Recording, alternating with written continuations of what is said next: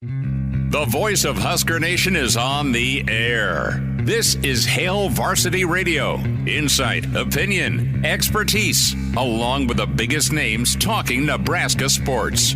Join in with the show at 402-489-1240 or 1-800-825-5865. Now, here are your hosts, Chris Schmidt and Elijah Herbel. Welcome to it. It's Hail Varsity. We're powered by Cornhead Lager. On the road today here at the Single Barrel inside the Graduate 9th and P as we march towards Nebraska-Colorado Saturday night under the lights at Memorial Stadium. Love being here at the Single Barrel. Home football weeks on Thursdays. Getting your NFL going tonight with the Chiefs hosting Baltimore. We'll dive into that, but plenty on your mind, plenty on our mind with Nebraska and Colorado. Numbers to get in, 489-1240, 489-1240, or 800-825-5865. Can email the show, Chris at hailvarsity.com, and always ways to get in touch with us on the stream. We invite you to check us out on Hail Varsity YouTube or Hail Varsity Radio Twitter. Give us a follow there at HVarsity Radio. Chris at hailvarsity.com for email or anywhere along the Hail Varsity Radio network. Some questions to ask and some answers to try and get. We'll check in with Damon Benning, former Husker standout, part of the Husker Network, on the call on Saturday night. Damon in hour two. Coach Gary Barnett, before he makes his way to Lincoln, Coach Barty will join us, get his lowdown on the Buffs and the Big Red. Danny Burke, Burke's Beat, Burke's Best Bet, will give us a thought on tonight's NFL and Nebraska-Colorado. And Brandon Vogel, in about 15 minutes from Counter Reed. Really good write-up from Vogues on some keys for Nebraska v. Colorado. Elijah, real simple question for you. Will it be different Saturday night for Nebraska football? Different team. How about a different Nebraska in this moment? We'll hear from Matt Rule. A couple of comments from Coach today at the press conference. Also, his Chasing 3 pregame comments before Nebraska went out against UTEP. And when we talk Nebraska, Tim Verghese brought this up a little earlier in the week with Nebraska-Colorado. And, you know, what impression will Saturday make on some high-profile recruits with what their environment is going to be like? It's going to be nuts here at Memorial Stadium. But is it a must-win or is it a must-play well? We can get into that. Must be competitive for Nebraska. It's okay if they lose, but be competitive. Or are you on the other side of the aisle there where, no, listen, the old, great effort, but you fall short, isn't going to cut it Saturday night. It is a must-win for Nebraska so early, Elijah, in the season, dude. I mean, it's game 2, but, man, this feels like a pivotal moment for Nebraska, and you're just wondering, as a Nebraska fan, if it's going to be different this time with this team, with this quarterback, with this experience, and we're all ready for it. 489-1240, we invite you down here to the Single Barrel 9th and P inside the Graduate. What you don't want is another stinker. And when I talk stink, there's been stank emanating from the upstairs fridge in our radio station. There's some dated seafood in that fridge, and let's just say it was a gift that we didn't take with us, and we were called out by our bosses. What is that? What's going on in the fridge? I mean, it is pungent. It is 4th and goal. It is not linebacker helmet to the jaw. It's brutal, Elijah. It's not that brother. bad. You can't. You're not here. You can't have that type of stank Saturday night that we have in the office fridge upstairs. It's unholy. There's two things to respond to that. First off, whatever stink is coming out of that fridge, I don't think is from the seafood. I put my face straight up in that bag. I'm like, is it this? And I had to sit there for a while and be like, I don't think this is it. Like, is it beautifully smelling week-old seafood? No. Like let's How be are clear. your sinuses? Fine. It smells like, whenever you get like some not fresh seafood and you smell it and you go, that's really seafoody, but it doesn't smell bad. That's the point we were at. It smells very seafoody. I don't think it smells bad. The shrimp went to the trash because I don't trust week-old shrimp. But my second point to make here, because I am keeping some of this, not for myself. The second point to make here is that, Schmitty, you gifted the guy who doesn't like seafood. I didn't know. Listen, I didn't know that you didn't like seafood.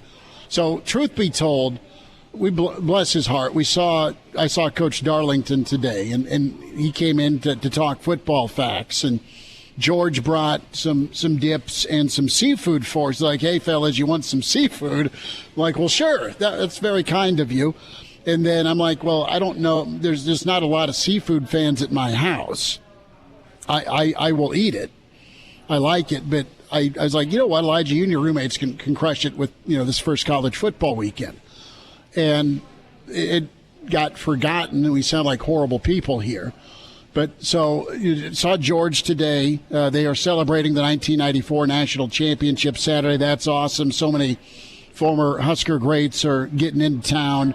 Coach Darlington's here, of course. Saw Coach Charlie McBride, Uncle Charlie. Good to see him, and Coach T.O. and Coach Ron Brown. So that was awesome in the parking lot. Darlington went off the top rope. I showed up in some workout gear to the press conference, and he's like, you just roll out of bed? I mean, I looked like an unmade bed a little bit. So long and short, Coach George gave us that seafood, and it is giving the middle finger to much of the company that's been in the fridge. I really think we got this company-wide email that said, what is going on? Who died in the fridge? I really think they got the wrong culprit, because if that thing was stinking up the whole fridge, I wouldn't have been able to go face first into that bag and not die. And I was able to go face first into that bag and do some evaluation. That's my thing. Sure. It didn't smell perfect, but that being said, it wasn't the point where I'm like going in there face first, like, oh my God. Like, it wasn't that. It was like a very simple, like, I don't think this is, let me go in for a second sniff. It smells seafoody, but then you open up the fridge and you smell in there and you go, that's not the same smell. Oh, brother. It has been fierce since Monday. And because I have my pints and liters of bottled water in there. That's my go-to. 3 liters of bottled water before noon's kind of my rule. And I go in there each time, and each time something's smacking me. Something's hitting me in the face. And I didn't put 2 and 2 together. I just thought it was somebody's old sandwich, some Thai. I don't know. I just know that it's unholy. And, we got the call out from the bosses, not necessarily pointing fingers at us, but it was something that, oh, yeah. Is anyone willing to claim this seafood that's in the bottom of the fridge? I read the email and I go, am I willing to claim it? That's a loaded question. It was rough. Get down here to the Single Barrel. We're here till 6 o'clock. NFL football kicks off. Baltimore at Kansas City, -3.5 Chiefs. So get yourself a big old steak, get yourself a whiskey poured or a beer, and enjoy some football. We invite you down to the Single Barrel.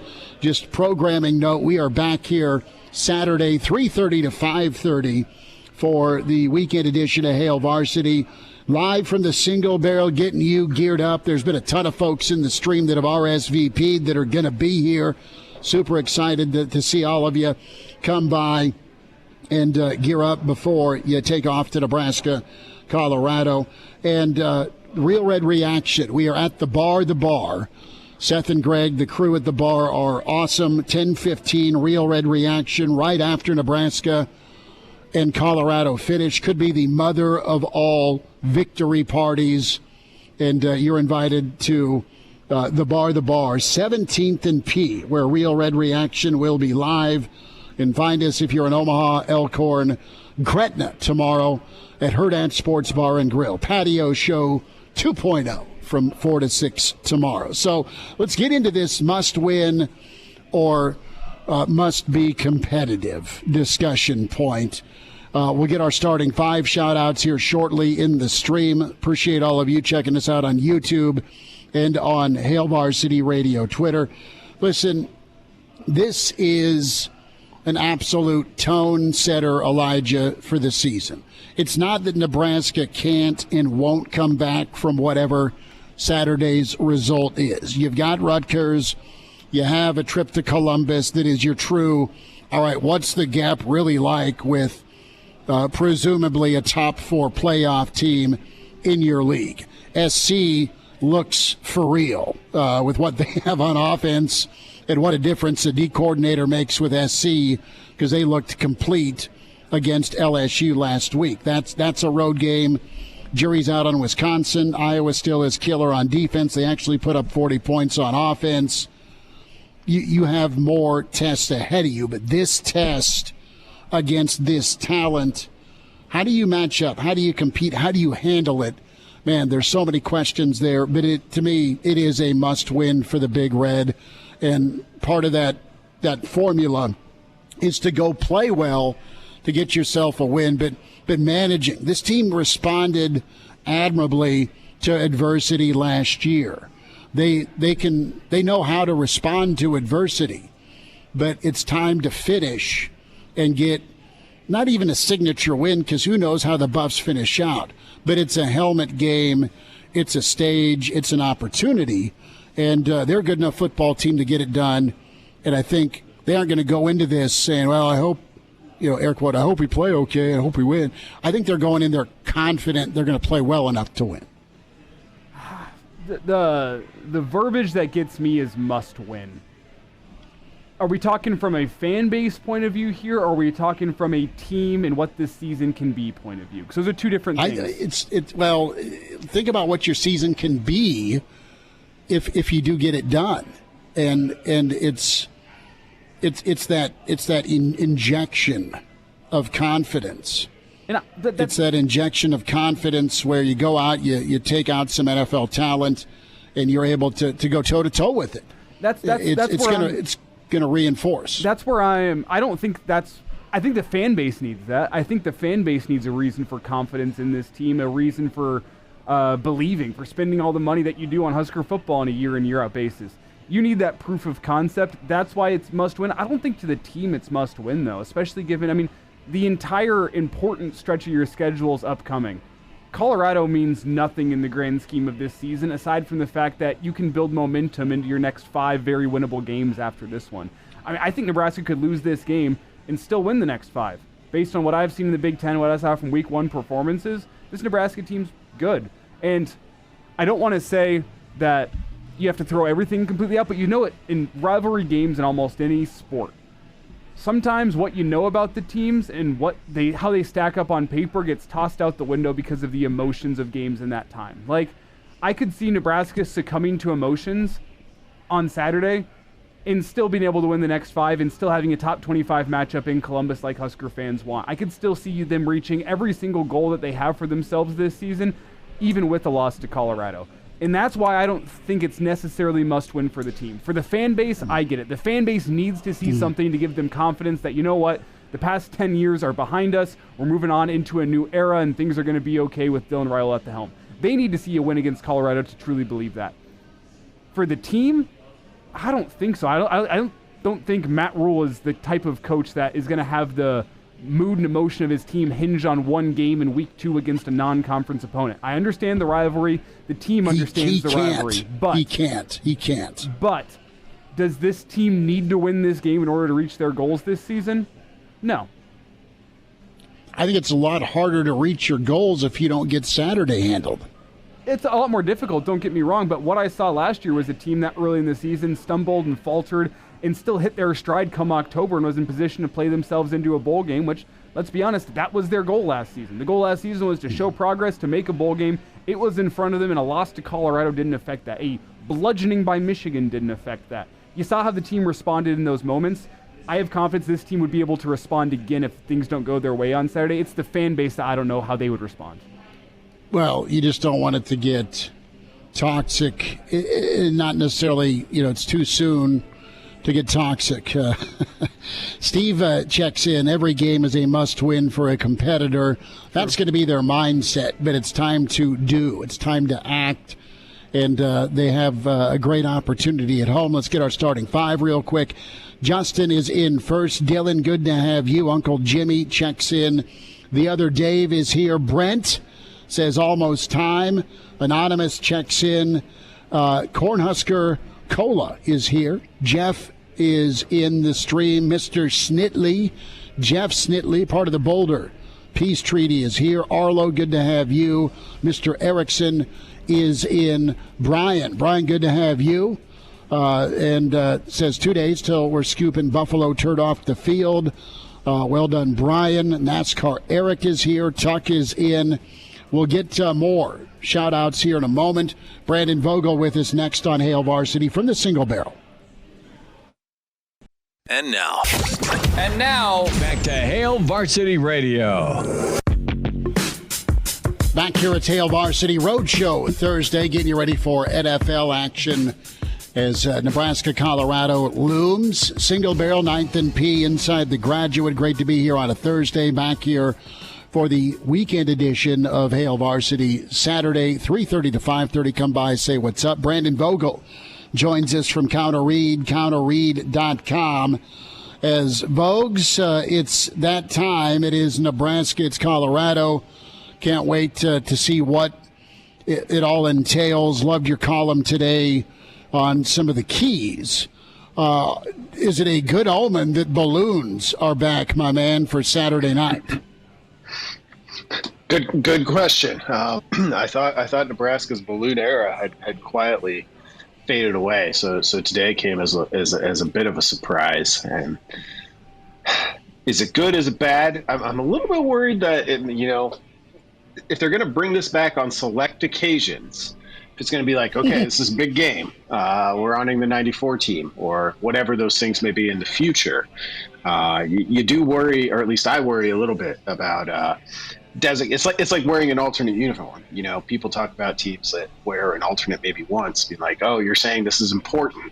Now watch you go out and play not up to your full capability." So we'll see. Hopefully the balloons will be a good omen, but I have my reservations. One thing that struck me is last week I was sitting in the press box, and I think Schmidt can confirm this. After that first touchdown, a handful of balloons, I'd say somewhere between 5 and 10, smuggled balloons, come up from the stands of Memorial Stadium and fly off into the distance. How the hell do you get balloons into this game? Because they're not like dying, they're helium filled. They're going up in the air, which means they had to have been pre-inflated. I'm trying to figure out, how are these people getting these balloons into the game pre-filled with helium? Like, you can't just hide that under a shirt or something, Can't hide that in the waistband. Well, you could. Well, yeah, absolutely, you could, but we're not going to put a snout on a Thursday show. That being said, listen, with the yellow coats, bless their soul, there are certain things that they're going to keep you from bringing in.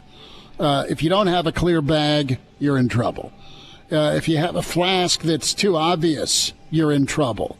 The old 1980s throwback trucker hat that has 2 beer cans on each side, you're in trouble. If you try and get into Memorial Stadium with a balloon and you get the right yellow coat, they're going to wink at you and say, "I saw nothing." I think that's fair, Vogel. I think so. I guess the question is to maybe what Elijah was getting at is will they also let you in with your whipped cream canister that instead of nitrous has a little helium canister? Because I'm trying to think of the logistics of this. I'll have to get on Amazon and see what's out there. What's the smallest amount of helium you can buy? Because if you could do that, if you could pocket a little bit of helium to fill up like 3 balloons, it's doable. can you trade helium for nitrous and keep bringing balloons in? I don't recommend Elijah staring at me now. Does nitrous have the same effect as helium? Is it? I don't know. Why you the old helium? Yeah, you need the helium. I'm just we all know you can buy small amounts to like whipped cream, whippets, if you will. There we go. It's just a matter of what's the smallest. Can you buy a little 6-inch canister of helium with a nozzle on it? Because if you can do that, then your options multiply. So we're going to retitle Saturday "Whip It Saturday." Everyone's feeling good. The Buffs are in town. Vogues, we're chewing on this. It's arm wrestling. Must win or must play competitively if you're Nebraska? I'm probably a bad person to ask because I'm always the person that is a little bit like, well, Northern Iowa's still coming next Saturday no matter what happens. So in that way, is anything a must win? Because the season will go on. Like if you pull the ripcord on the season, if Nebraska should lose a tough one on Saturday, more power to you. I just don't know a lot of people who are even able to do that if they want to. That said, Nebraska should expect to win this game. Like over the last 10 years, 7.5-point favorites, which is what it was last time I looked, have won straight up 74% of the time. And I think we talked a lot about close games and Nebraska and this program and its history there recently and getting over that hump. I think this is another hump that Nebraska needs to get over of like, you're expected to be the better team. Go out and be the better team.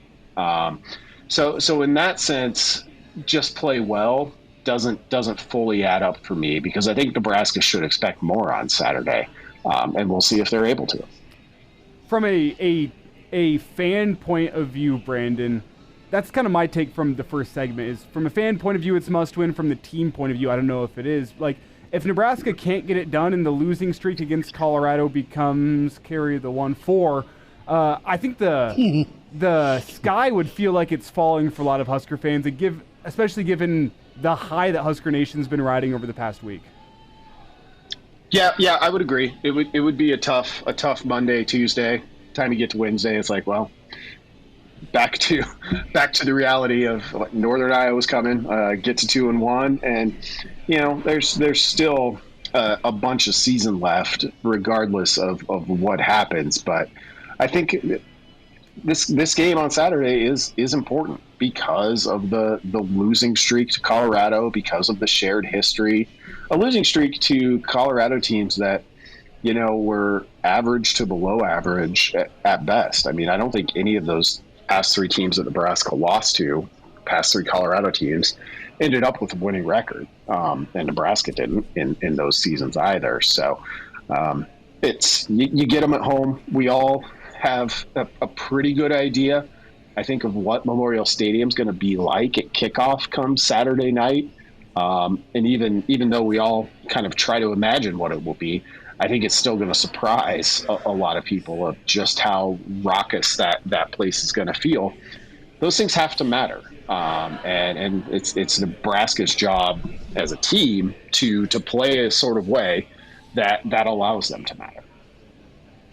Brandon Vogel with his counterread, counterread.com, where you can find his work, Aaron Sorensen's work.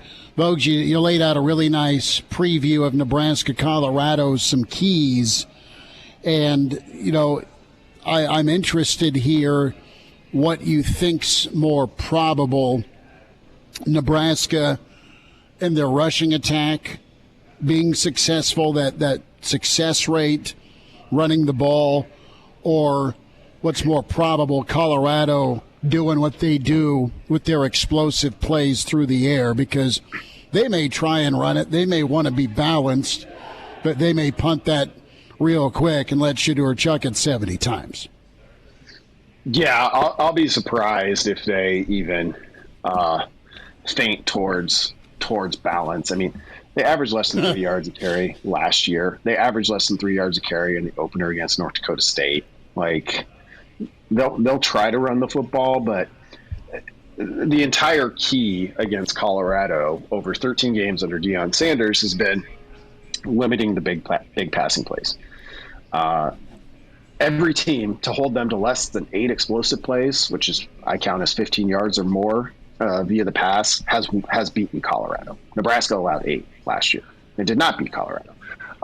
So there's that piece of it. I think Nebraska will have success running the ball, though to Colorado's defense's credit, it did better against North Dakota State than I had seen them do against the run for much of 2023. So it's not like, I mean, I went into last year's game thinking Nebraska would just run it right at Colorado, and I think they ran the ball 41 times.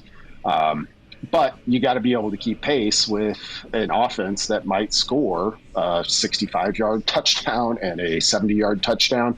That's the challenge with Colorado. Shedeur Sanders is a good quarterback, but he also is elite at keeping things alive. This receiving group is scary for Colorado. So not to like pump the Buffs up too much, but they present some problems. So I think Nebraska will be able to run the football. I think that's how they would want to attack this thing and play action off of it. But the key to it is how many of those big passing plays are you going to give up? And you can count at home. You start to tick up towards 6 or 7, you're probably reaching the danger zone against this offense. Brandon, in your opinion, for Saturday, is it more important for the offense to have a good day or the defense to have a good day? Defense. I could see Nebraska winning a 41-38 game. Like, I think that's possible, but I think there's a sweet spot here for points for Nebraska, and it's probably between 24 and 31. Like, if you do that, Nebraska's probably playing the way it wants to play. It probably controls the clock for the most part. If it has to trade offensive blows with the Buffs, that's a race it's not favored to win, in my opinion. Brandon Vogel with us, counterread.com. Vogues, what do you anticipate the atmosphere rivaling? You've been to a lot of Nebraska big ball games at Memorial Stadium. Too, as we wind down, tell us about Counter Read, how folks can get on board. Yeah, I mean, the best Nebraska atmosphere I've been at since I've covered the Huskers starting in 2011 was probably that 2014 Miami game, another night game, another rival from the past, a team with no love lost amongst the Nebraska fan base. I would expect Saturday night to probably trump that if it's a back and forth, if it's a close game. I would expect it to be better than that. This is kind of a scenario where it's tough to compare to things from the more distant past because the expectation was Nebraska was gonna win most of the time. That's not here now. I mean, we're talking about Nebraska as a 7.5 point favorite, and like, do they have to win, or do they just have to play well? So it's an entirely different thing. And I think the release of not just the balloons, but Nebraska getting over that hump would be something we haven't seen in quite a while in Lincoln. So really looking forward to the game. We'll have it all covered, as you mentioned, at counterread.com. It's a twice-weekly Substack newsletter from myself and Aaron Sorensen. Today, you can go there and read the big Colorado game preview that I put up, and then coming Saturday, we got our game day guide. So those are the two things that are coming the rest of this week before we hit game time. Brandon Vogel, counterread.com. Vogues will check in on Saturday, bud. Thank you much. Sounds good, guys. Thanks. Hail Varsity Radio is live. Now, back to Schmitty. Schmitty's a great guy, but he don't have a brain. And Elijah. You want me to speak? When I point at you, yeah. On Hail Varsity Radio. Back with your road show. Thursday, we're here at the Single Barrel inside the Graduate, your Football Thursday NFL kicks off tonight. It's Baltimore at Kansas City. Danny Burke, Burke's Best Bets coming up here before the end of the show. Some thoughts on that -3 number with the Chiefs. Colorado, Nebraska, Huskers -7.5. Danny will weigh in on that. More comments from you in the stream. Like and subscribe. Hail Varsity YouTube. Can watch the show. Hail Varsity Radio Twitter at HVarsity Radio. Follow there. And hear us along the Hail Varsity Radio Network. Next hour, Damon Benning. What's DB think of Saturday night? Gary Barnett. Coach Barney going to be with us. Thoughts on the Buffs and Huskers. Danny Burke back with us as well. Aggressively Average has chimed in, says, let's have a Thursday, boys. Tim is in, says, seriously, run the damn ball. And we're asking, is it a must-win for the Big Red Saturday night? And I say yes. You had a great question, too, to Vogues. And check out Brandon Vogel on our podcast, Spotify, iTunes, Google Play. Who needs a better night, the offense or the defense?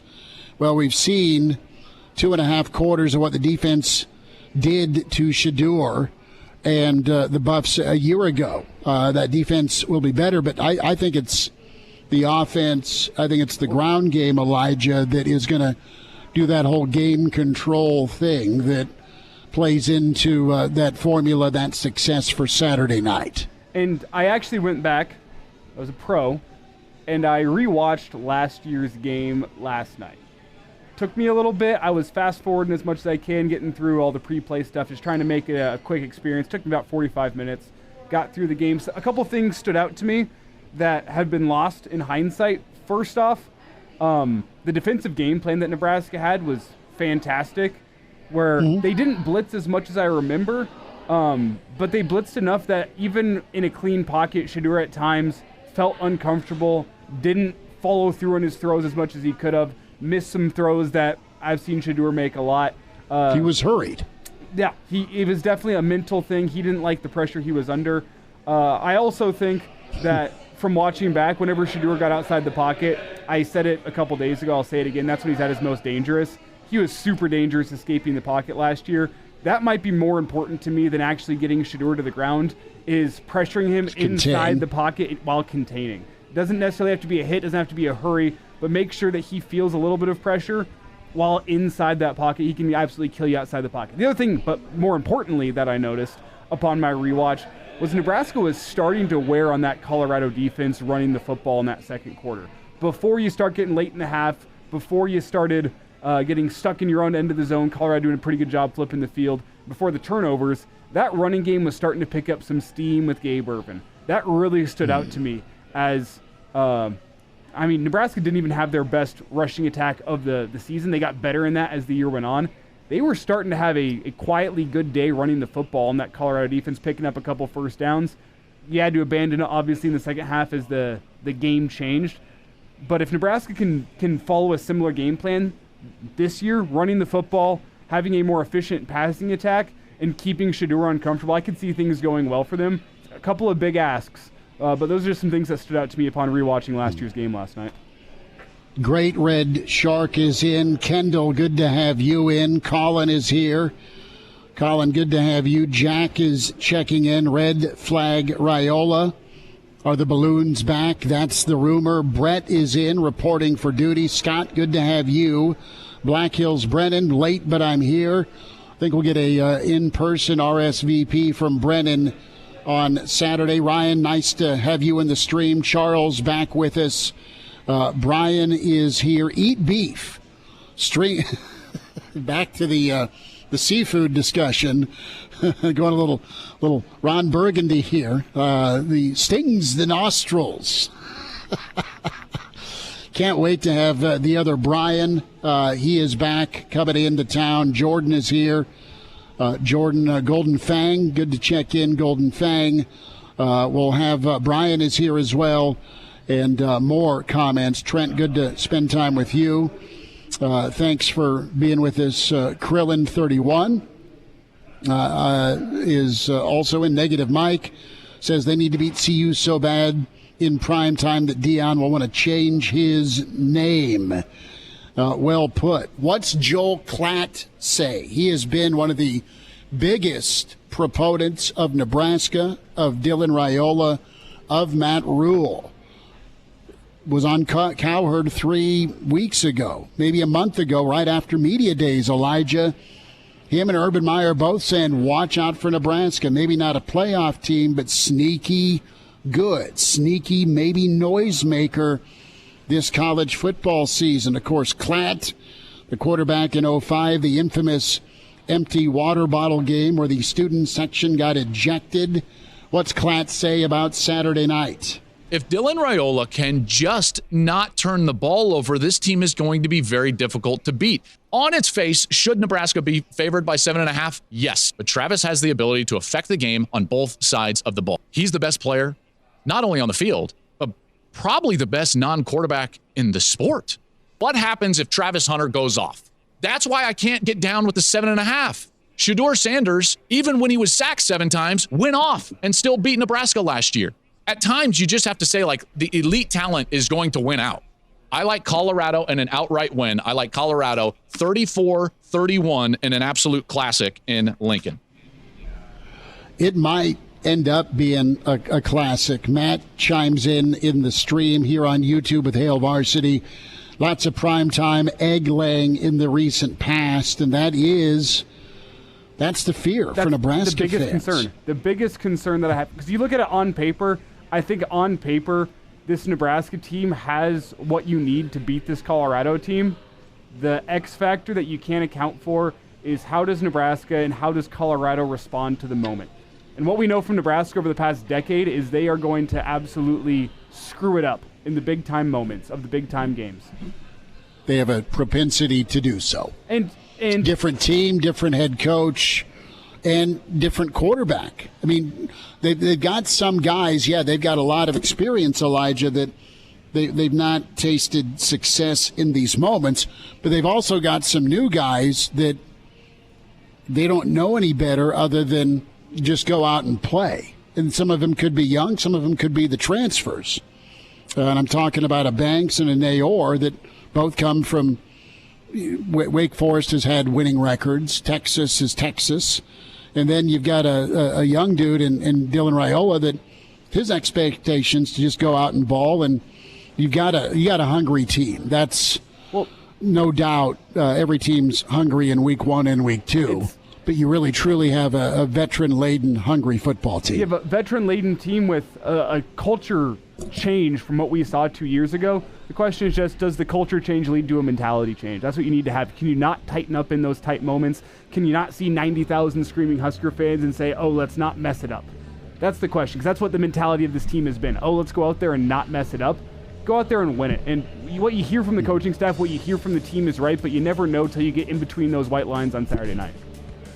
We'll wind down this first hour. Hail Varsity live here at the Single Barrel. You're invited down here. Football Thursday, NFL action here as Baltimore, Kansas City at 6 pregame locally. And now, back to Hail Varsity Radio. Thanks for hanging out. It's Hail Varsity on the road here at the Single Barrel 9th and P here till 6. We invite you out Saturday for the weekend edition, 3:30 to 5:30 pregame in front of Nebraska-Colorado here at the Single Barrel Gretna Hurrdat Sports Bar and Grill. Tomorrow, patio show 4 to 6. If you're in the Omaha region, come find us tomorrow. And, of course, the bar, the mother of all victory celebrations, if it goes that way for the Big Red Saturday night, 10:15. Real Red Reaction, 17th and P. Our friends at Neiman & Sons, they are Big Red fans. They're a family-owned business established in 1981. Neiman & Sons, that family-run roofing, siding, gutters. They specialize in a strong commitment to customer service and satisfaction. Of course, those comprehensive services, the exterior services, roofing, siding, gutters, custom exterior lighting. Think about that for your holiday season. They're so great in the community, always giving back.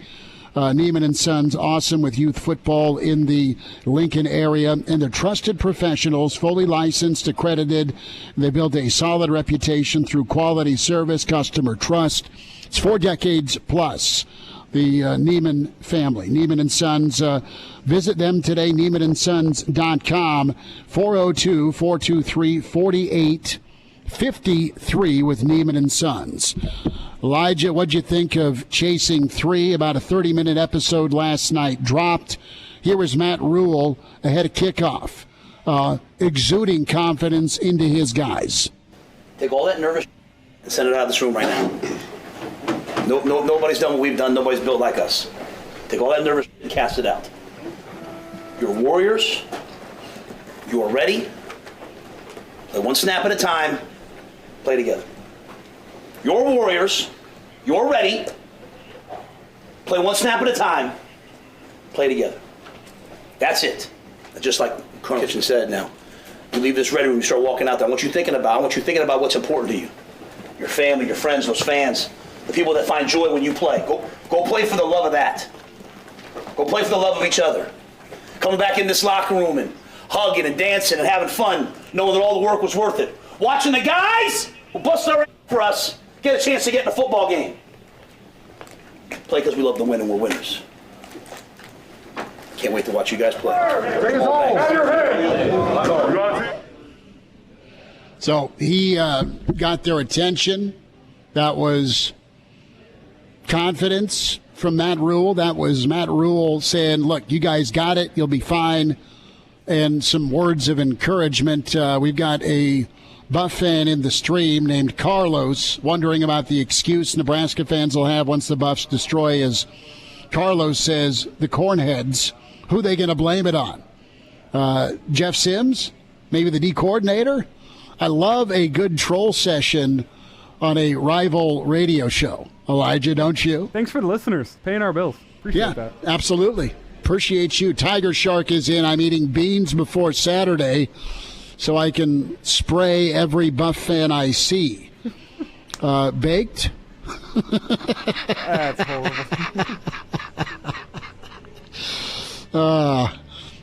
Tiger Shark, you might as well load up with a couple handfuls of runs at 2, brother. I mean, just make it the aromatic version of run the damn ball guy. Aromatic, nice. Aromatic. Damon Benning with us. Hour 2 on the way. Coach Barnett coming up. It's Hail Varsity.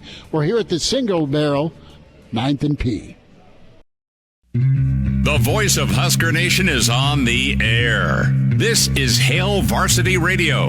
Insight, opinion, expertise, along with the biggest names talking Nebraska sports.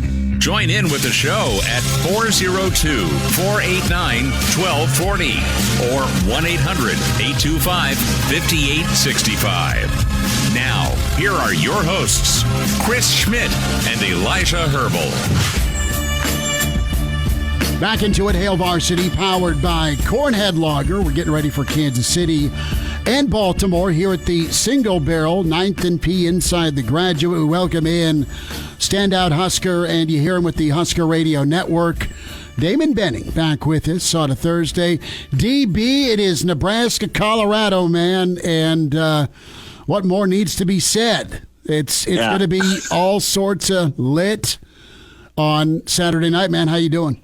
I'm good, man. I'm actually pretty excited. It's cool, right? It's kind of a helmet game, and it's obviously a rivalry. And I don't know, man. There's that cynical part of me that if we truly believe that Colorado started Nebraska's demise 24 years ago, it would be nice if they could help us with the resurgence too. That would work well, right? That would be kind of a bookend, kind of harken back to Miami, right? 84 Orange Bowl. Kenny freaking Calhoun, I believe freaking is his middle name still.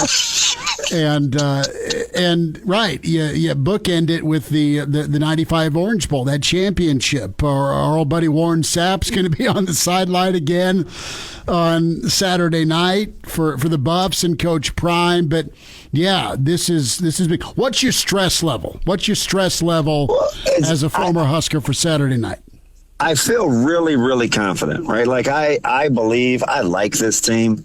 I think Nebraska wins the game, but I'll tell you where I'm a little stressed, right? It's Colorado, especially with like the late reports and, the breaking news about the fight club between the coaches, that came out yesterday, and to have Dion and Warren Sapp like narrating a fight between coaches and stuff like that. Like, I know Coach Rule doesn't want to make it about a culture clash like ours versus them, but I can't unknow what I know, right? So there's this part of me that's like, we can't concede to a program that, at least on this surface, appears to be dysfunctional. Now, I'm not there every day. I don't know the lay of the land with coaching and the culture, but there's just so many reports, like where there's smoke, there's fire. There's this part of me that's like feels this squeeze that we cannot lose to these guys. So there is that,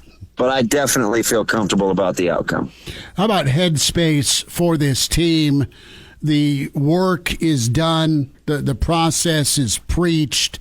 You've got older guys that want to get over that close game, big game hump, Damon, and you do it by doing it. And I think Coach Rule and his staff do an amazing job of the preparation part, but you still got to go out and execute, and you just don't want that to go sideways if you're a Nebraska fan. And, I mean, there are some concerning matchup issues. Now, overall, Nebraska's stronger where it should count. That's the lines of scrimmage.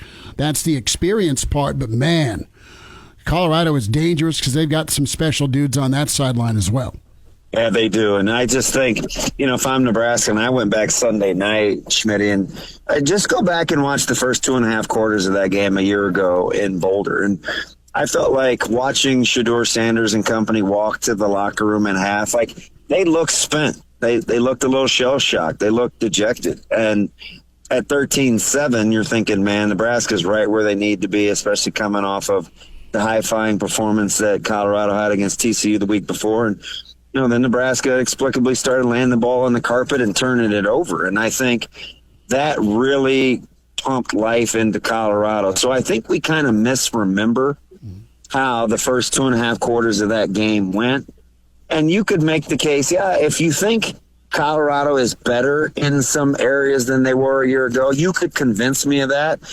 Week 1, they looked a lot like the Colorado team from a year ago.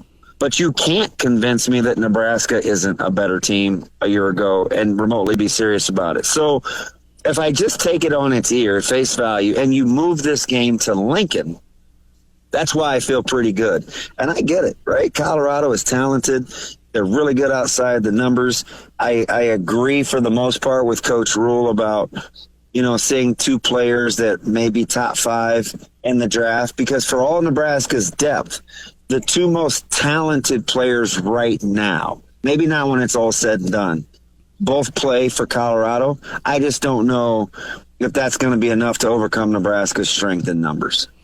That is absolutely some of the parts, right? I mean, Nebraska's got depth, they have talent, and Nebraska wants to make this physical. It's tackle versus flag football. That's one way to look at it, and you can't hit what you can't catch on one side of it. Yeah. But you can surely lay some wood and make them feel it. And Nebraska, I think, is a year better on the lines of scrimmage. The quarterbacks are the topic, and that's a talking point. It's not happened that often where both quarterbacks are profiled and highlighted, with Shedeur for sure, and there's so much praise around at least, the opening performance for Dylan Raiola. What is his charge Saturday night? What is a good game? What's a needed game from the freshman? Yeah, so I think that's really key, because I think for Dylan, as he's kind of emerging into trying to become his own benchmark, he's just got to stay within himself. And I get it. It sounds like coach speak and, this, that, and the other, but he can't be concerned with what Shedeur Sanders is doing. He's asked to do many different things than Dylan would ask to be do for his own team. Shedeur needs to be spectacular. He needs to be the focal point of that offense because he's the catalyst. He's the centerpiece. For Dylan, he's got to look at it as I just need to be who I am. I'm a part of something going on around me. I need to understand where I fit in. And then I have to remember there are those 6 or 7 throws that I got to make during the course of a game that are going to ultimately be the difference, because that's really how this game is played in college football. There's a lot of times, all things being equal, talent isn't that much of a separator. It's the teams that have I look at Colorado, Miami and Florida last week. I look at Michigan and Fresno State. There were so many games where a lot of times it's just key plays. Penn State, West Virginia wasn't really a 34-12 game. Penn State made plays, about 8 of them, during the course of that game that West Virginia conversely didn't make, and you get the score you got. So I think that's how Dylan has to think about it. I got to stay within myself.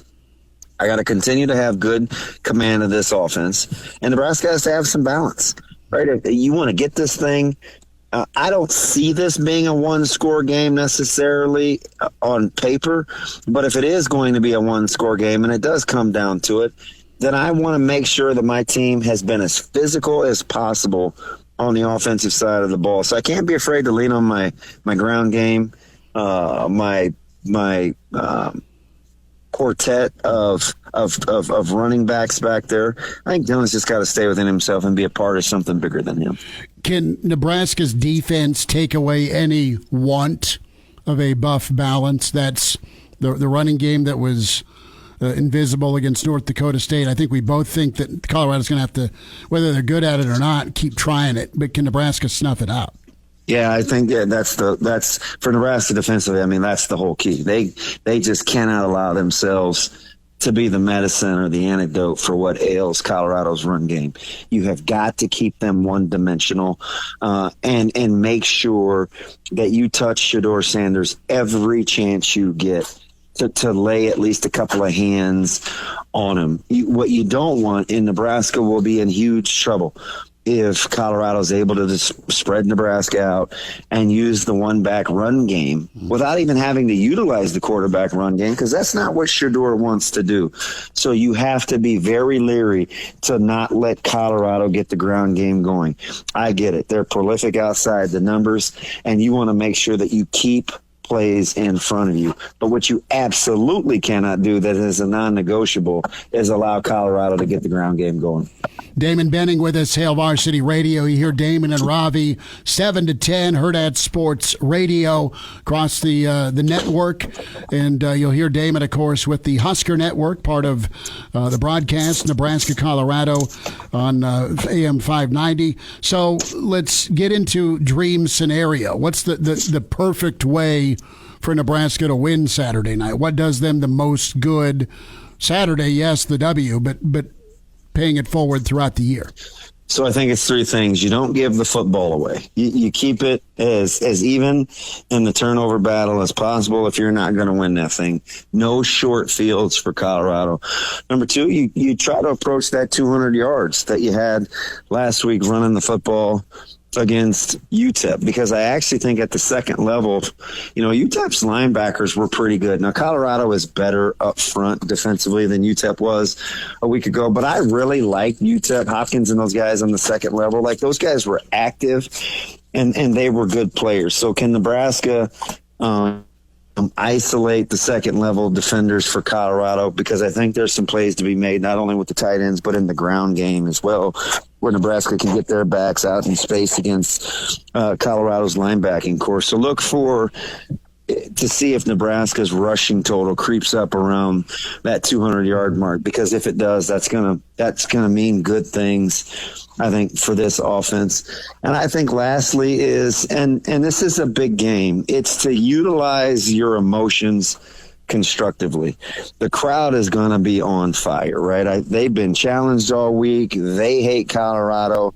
This will definitely be a thing in which the energy level will be at an all-time high.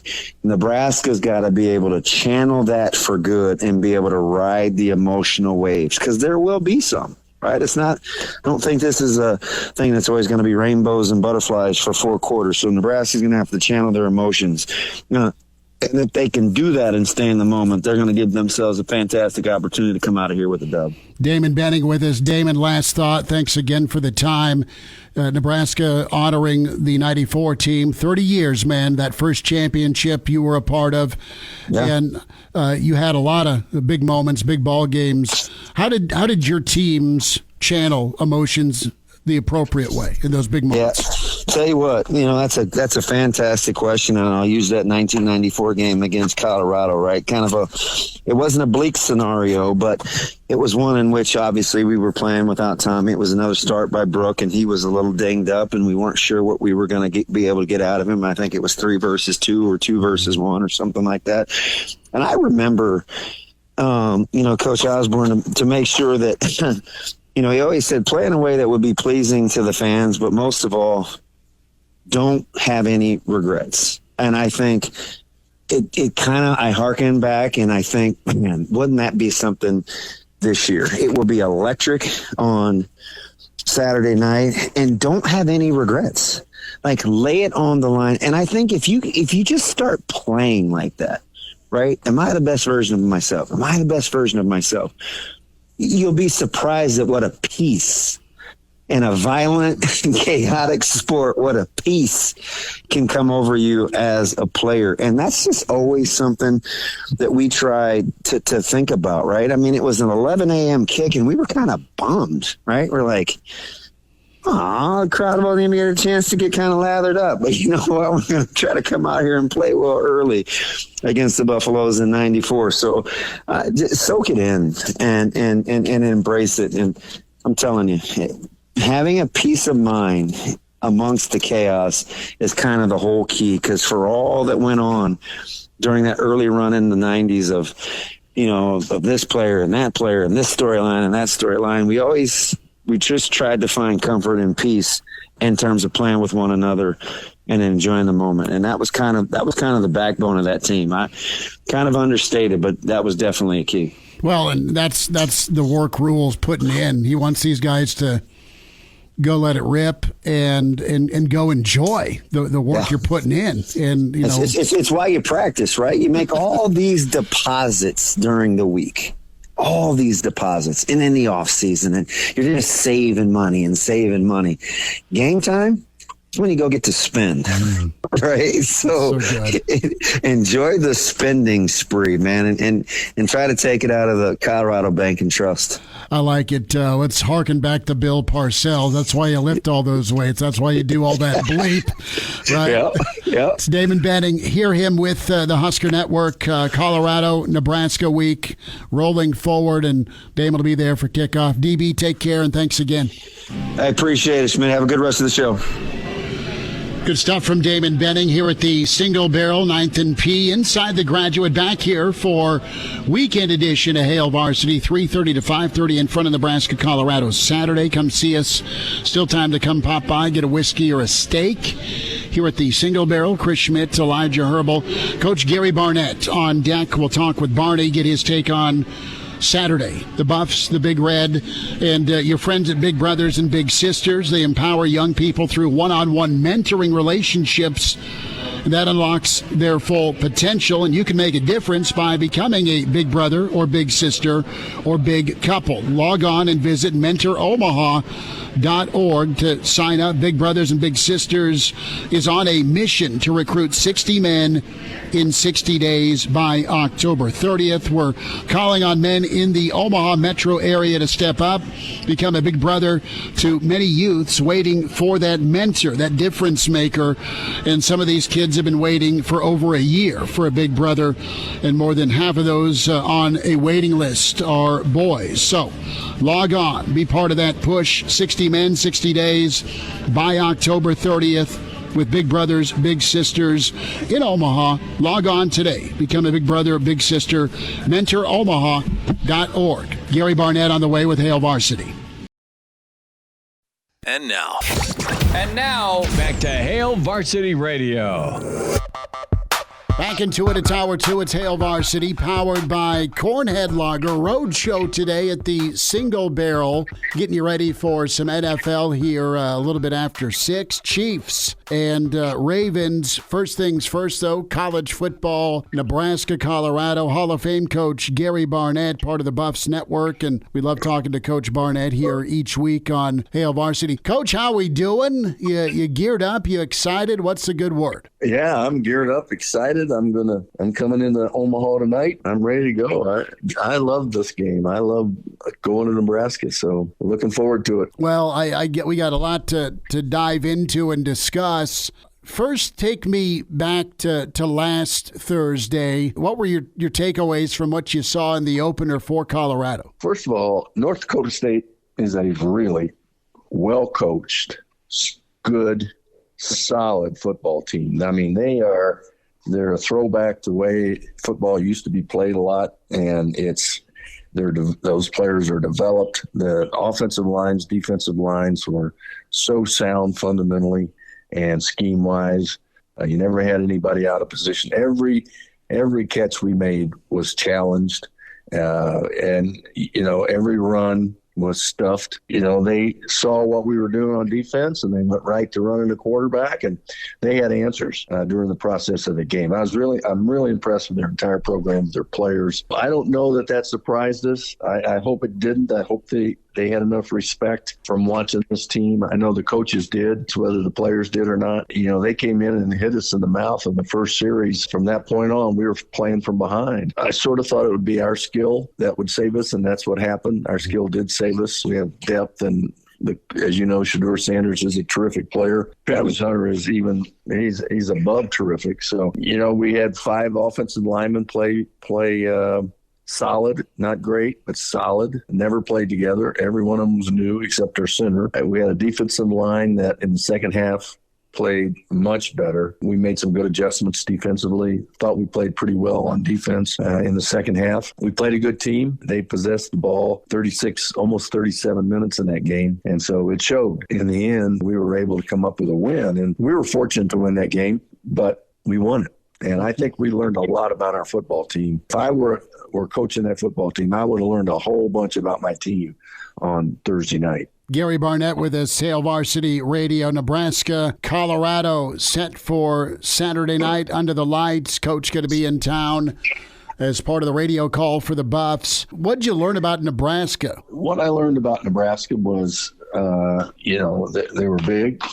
They were a much better football team than the team they played, and they played that way. They played that game like UTEP was a Power 5 team that was going to be coming after them. They played like they respected the football team that they were playing, and they handled business, and they just took care of business the whole day. Raiola had all sorts of times to throw. He was very accurate. He's a very impressive young man. I was impressed with their offensive line, the ability to run the football the way they did. They just played a complete game. They never really got pushed or challenged in that game. And so I don't know if they know really what they have yet, because that didn't really test them as far as I was concerned. That's really fair. The test will be Saturday night and different points of the season, Coach Barnett. One thing that the fan base is wondering about, and a lot of us who cover the team, Nebraska's had some tough moments, and it isn't a Matt Rule thing, but it's just been a program-wide thing, stage fright. I mean, it's a monster stage Saturday night with Coach Prime, with the Buffs, the build-up, of course, the rivalry.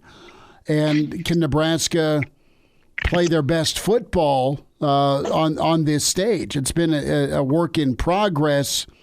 Tell me a little bit about your handling of that when you've dealt with teams that are good, but man, sometimes they just get in their own way, or it's some overthinking that's gone on.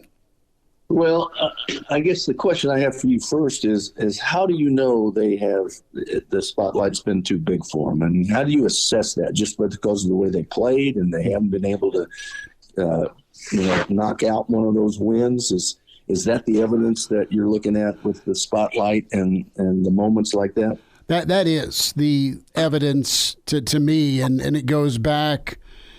Maybe take the opponent name off the logo and just look at one-score games, Coach. That's in tight moments, in tight ball games, based on what the numbers say. This thing's supposed to be a one-score game, and maybe it will be, maybe it won't be. But you've had crunch time moments that you've kind of gotten in your own way, or someone else has made a play on you. That's the bigger picture I'm talking about. Yeah, well, I think the first mistake you can make is to ignore that and think it's going to take care of itself. And because it doesn't, you have to attend to those details.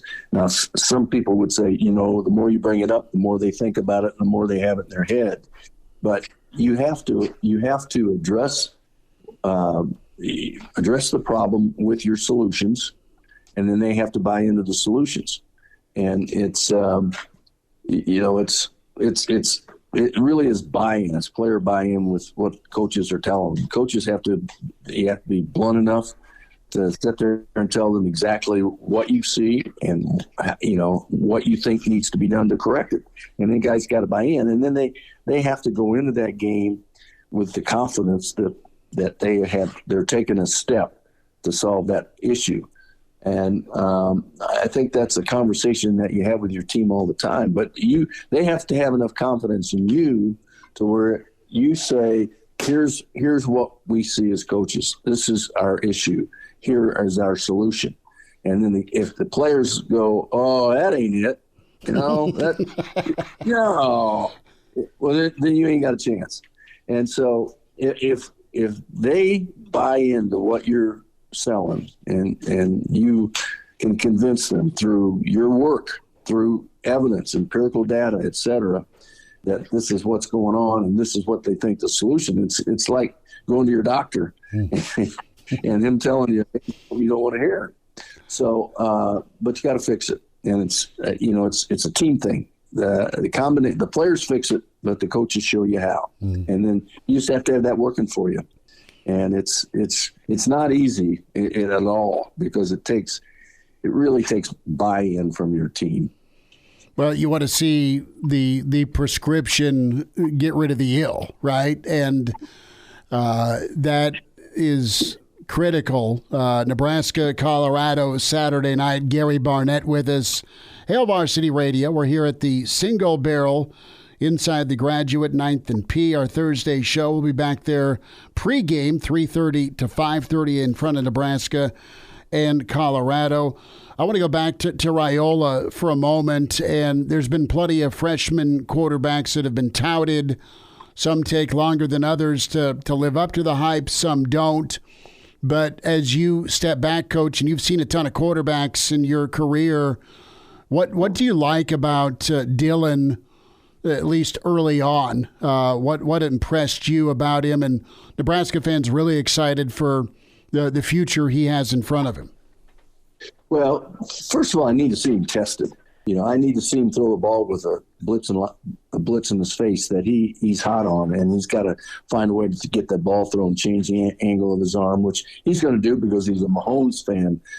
Patrick Mahomes makes quarterback coaches' hair turn gray because he does all these crazy throws, and then the kids want to learn those crazy throws, and that's fundamentally you just don't want to teach it that way, but. He's got the ability to do that. I read a really nice article on him this morning in ESPN, and if you haven't seen it, good, really nice. It's tremendously complimentary by his quarterback coach that he had as a youngster, in the last 4 or 5 years, and private coach. And, the way you're going to really find out how good he is when he brings you from behind, when he steps in and makes some throws under pressure, when some teams come after him and he knows how to handle it, and he doesn't make the silly throws. He doesn't throw it up to everybody else. That's the test, and it's not so much when he takes you down and wins the big game. It's all the little things that go in to taking the team down and winning a big game that that you really concern yourself with. Well, Nebraska fans are concerned, Coach Barnett, about Colorado's skill. Hunter and Horn. Shedeur took a ton of shots last season, a ton against North Dakota State, kept on ticking and made some amazing throws. That big play that Colorado's so good at is stressful to so many defenses. What are some keys here as you look at this? Keys for Nebraska, keys for Colorado? Well, the key for Colorado on offense, I think, is just going to have to be to find some sort of balance. That doesn't mean they have to rush for 200 yards or even 100 yards. They just have to run it when they want to run it. And then they've got to get the ball dispersed. Hunter's going to draw a lot of attention, but they have a lot of weapons, and they got to have faith in those weapons. And Shedeur's got to find those weapons, And so defensively, I think for Colorado, they've got to decide how they're going to handle the running game, and at the same time be able to put enough pressure on the quarterback when they want to put pressure on the quarterback. And that's a decision you always make. You have to make is how much pressure you want to put on him. But he's shown in one game that if you don't put any pressure on him, he's just going to stay there and put the ball where it's supposed to be. So I think they've got to stop the Nebraska run, find a way to make Dillon uncomfortable, and then on offense they just got to find some balance, which they didn't have last week. Gary Barnett with us, Hail Varsity Radio. We're here live at the Single Barrel, 9th and P, back here Saturday for pregame from 3:30 to 5:30 in front of Nebraska-Colorado. We'll have some more thoughts with Coach Barnett. We're up against a tight break, Elijah, but so far so good with Coach Barney. He is ready to swing the clubs, I think, tomorrow morning. But we'll get some more takes on the Nebraska-Colorado rivalry. Danny Burke with us, Burke's Best Bet, burksbeat.com. Before we say goodbye, some NFL and college picks from Danny. Reminder to get buckled up and do so with the NDOT Highway Safety Office. Driving is a full-time job. Phones, food, and friends need your attention. Well, when you're not driving, stop the distractions, just drive.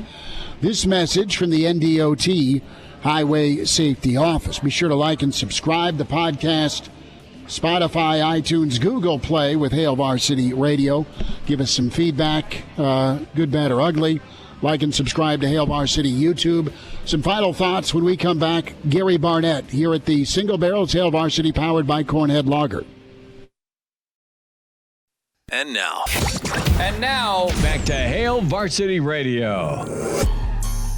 Gary Barnett with us, Hail Varsity Radio. Nebraska, Colorado set for Saturday night under the lights. Coach, what is your thought on environment?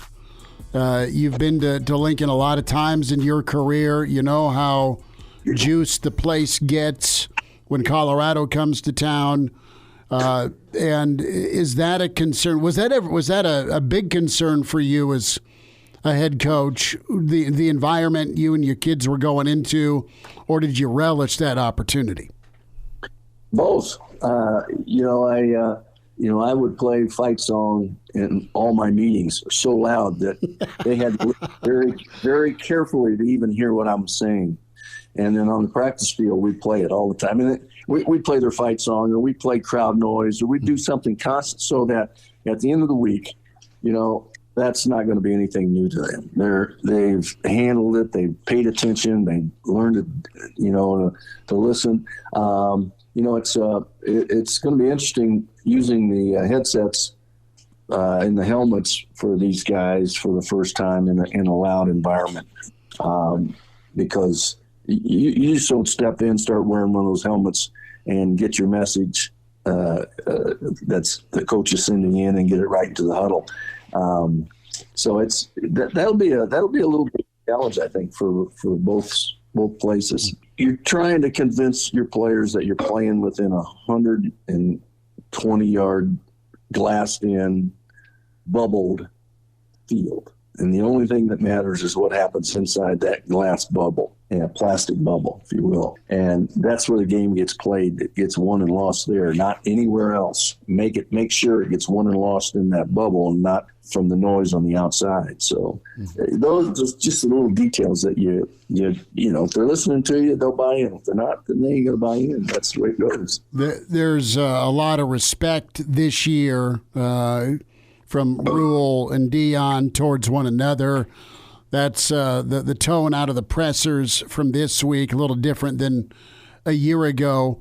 I want to ask you, what's Colorado-Nebraska meant from your perspective as a guy who lived it for so long, as this might be the last rodeo for both schools against one another for a while? Yeah, and I hope not. I hope they can find a way, either get in the same conference or get on the same level, or athletic directors make a decision. I sure hope this thing can continue, because it's been too big, too long for too many people. And it's I think I know from the Colorado standpoint, it's very respectful. It was started out of respect. It's respected now, the game with them. You know, I just know as a coach, every year, I knew when we're playing Nebraska, and I knew where we're playing Nebraska. You start the whole year knowing that. It just adds to the thrill, the excitement, what college football sort of is for you, or used to be for a coach and a player. I know all the players that I was ever around that played in this game, just, you know, they talk about it today. Every game they talk about. And, you know, that's just part of what used to be the great part of college football. So what happens from here, I don't know, in this new world that we're in. I don't know if that means anything anymore. You know, if it doesn't include a lot of money, it probably doesn't mean anything.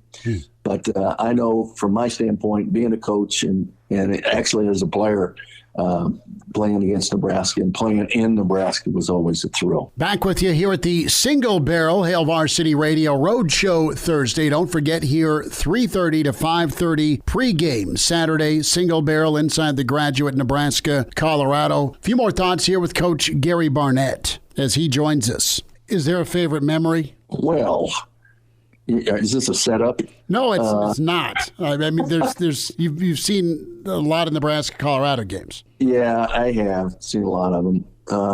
You know, is this a setup? It's funny. I remember the heartbreakers as much as I remember the big wins. You know, I mean, you could. 2000, just 99, my first year back as a head coach, missing a 23-yard field goal to win the game after coming back from 25 or 26 down, and then we miss it and losing overtime. Mm-hmm. You know, I remember that one. I remember going for two at Lincoln in 2000 and going ahead and dropping coverage on a flag route that ended up having a field goal kicked against us on the last play of the game. I remember those. And as much as they're painful, they're still memories of a great game and a great atmosphere. So, yeah, I mean, you remember most of them.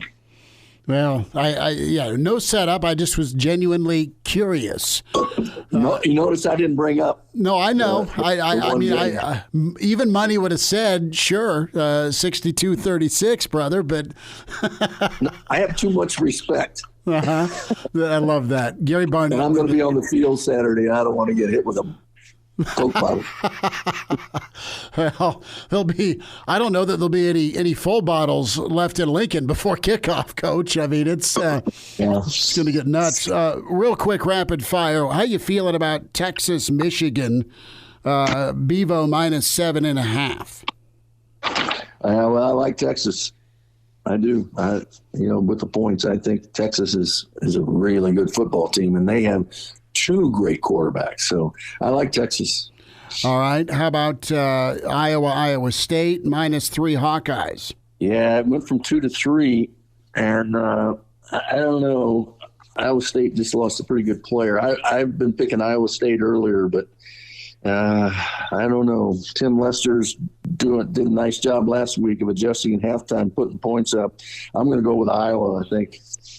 Illinois. Today on Thursday. Okay, Illinois hosting Kansas. -5.5. Okay. I'm going Kansas. And that quarterback, great player. I need a score. You're going to be in Nebraska. I need a score. Not for Nebraska-Colorado because you're calling it, but I need a score, how you're playing, and how you're going to shoot Friday morning. Well, I just made the decision this morning to bring my own clubs. I was going to rent clubs, but I decided I use mid-sized grips, and I've got a new driver shaft, and I just need to be at my very best playing on Saturday. So I'm going to bring my own, or Friday. So I'm bringing my own club, and I don't have any idea what I'm going to shoot. So okay, so I had to. But it won't be over 90, and it won't be under 75. You break 90 on that course, man. You're good. But I think you've been good for a while. We'll see. Have a good time. Coach, look forward to bumping into you again. Appreciate you as always. Okay, Chris. Great being with you. Good stuff from Coach Barnett. We will squeeze in some Burke's Best Bets. Danny Burke is standing by in the green room as he's got the W flag well positioned behind that left shoulder. Danny, it's another NFL season, bud. We'll get some thoughts on Baltimore, Kansas City -3, and I got to get your take here. Totals -7.5 in most spots with Nebraska, Colorado. Last time the Buffs were in Lincoln, Danny Burke had some high roller shades on down in the rail yard. And you were sipping, was it Jack and Sprite? It was something along those lines, Schmidt. You know, it was so long ago I can't remember. Definitely wasn't because of what I was drinking why I can't remember, but it was just because it was quite some time ago. But, yeah, I think you left your tab open, so that certainly played a part in that. Well, maybe that happened. Danny Burke with us, burksbeat.com, Burke's Best Bets. We'll wind out a Thursday at the Single Barrel next. And now, back to Hail Varsity Radio. Danny Burke with us here. We're at the Single Barrel at Danny Burke 5 on Twitter, Burke's Best Bet, and Stochastic and Odd Shoppers, where you can find Daddy. Daddy, let's get into Nebraska, Colorado. Big Red -7.5. Over under, it looks like, is 56.5. Any early thoughts here before Saturday?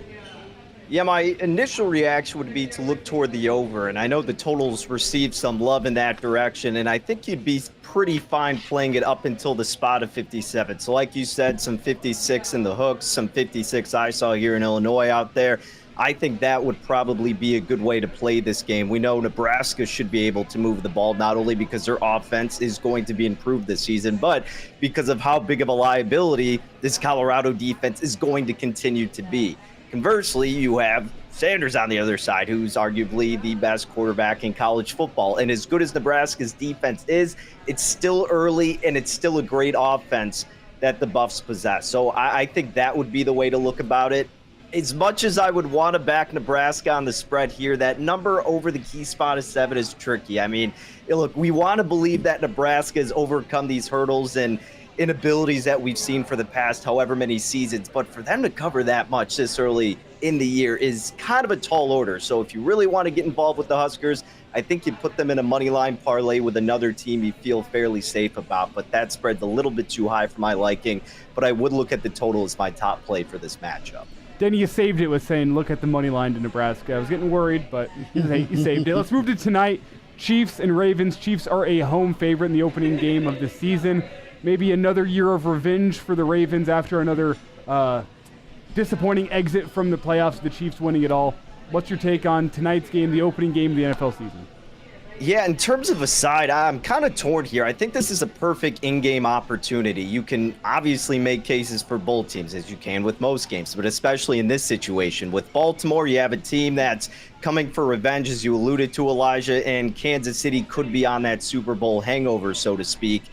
And then on the other side, well, you have Patrick Mahomes against a Ravens team that still may be missing some pieces. And it seems like Baltimore could wind up as somewhat of a public underdog selection. So, again, I'm going to wait till the game starts to see what side I'm going to jump in on. But I did take a play on the under 47.